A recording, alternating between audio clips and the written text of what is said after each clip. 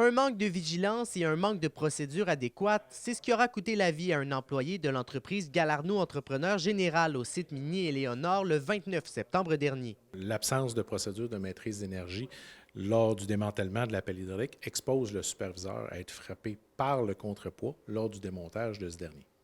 De plus, la gestion des risques associés aux travaux inhabituels effectués par le superviseur d'entretien n'est pas adéquatement assurée par l'entrepreneur, la minière et l'employeur.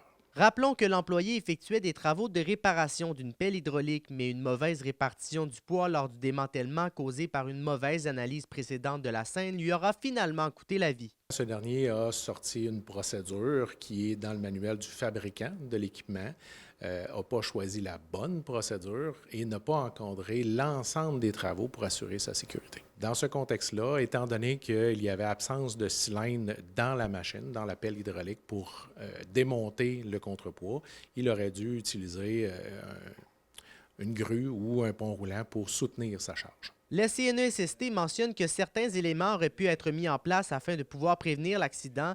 Des recommandations seront d'ailleurs déposées. Lors du démantèlement de travaux de pelle hydraulique, il y a des solutions qui existent, notamment l'employeur doit élaborer une procédure de contrôle des énergies puis s'assurer qu'elle est mise en application.